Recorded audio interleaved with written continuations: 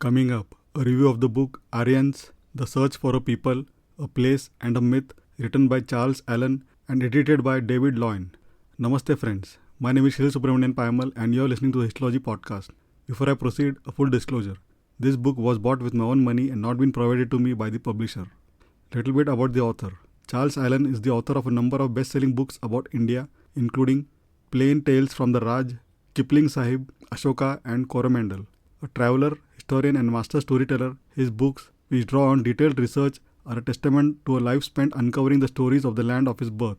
His lasting legacy lies in a series of books about British involvement in India and the people whose scholarship helped trace the past of the subcontinent and discovered the common root of Indian and European languages. He died in 2020, leaving Aryans close to completion with his dear friend David Loyne, who has edited the book. Let me read what is written on the inside flap of the cover of the book.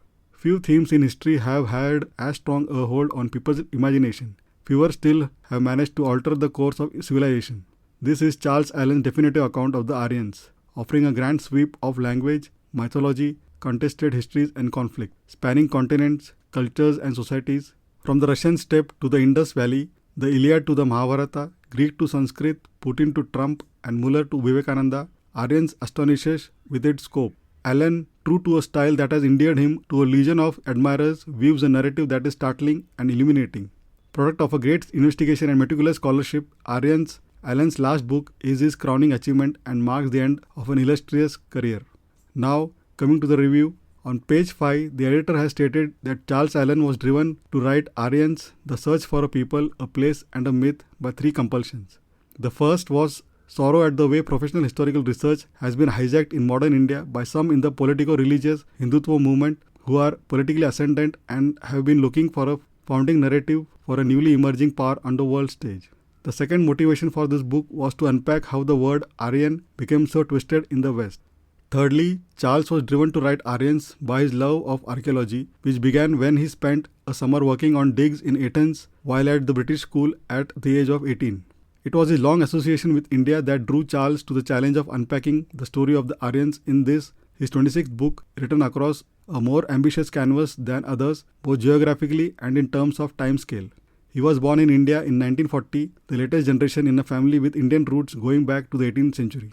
The book is divided into 4 parts. Part 1, The Myth of the Aryan Race. Part 2, The Search for European Origins. Part 3, India and the Aryans. Part 4, Ancient Genomes. Some of the things covered in this book are: first, the rise of the Nazi Party in Germany. Second, the Aryan invasion theory, that is the AIT. Third, the Out of India theory. Fourth, the history of Zoroastrianism. Fifth, theories for the collapse of the Indus Valley civilization.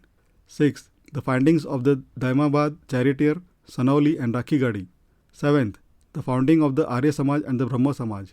Eighth, the works of Bal Gangadhar Tilak, Swami Vivekananda and Vinayak Damodar Savarkar. Ninth, the origins of Iran, and much more. Personally speaking, I have problems with some of the things mentioned by the author.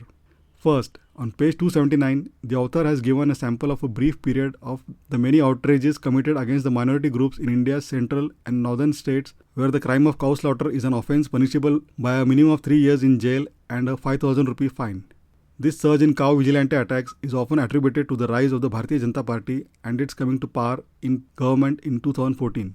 However, the unhappy reality is that intolerance of the other and the persecution of minorities have been a feature of Indian society not just for centuries but for millennia. For me, just this one paragraph is enough to ask for a refund. Nothing comes close in human history to the Hindu genocide committed by various Islamic invaders through the ages. From Muhammad Ghori to Muhammad of Ghazni, from the Mughals to Ahmad Shah Abdali and the likes of Nadir Shah, there is no dearth of documentary evidence of the atrocities done by them. How can anyone deny this is beyond comprehension.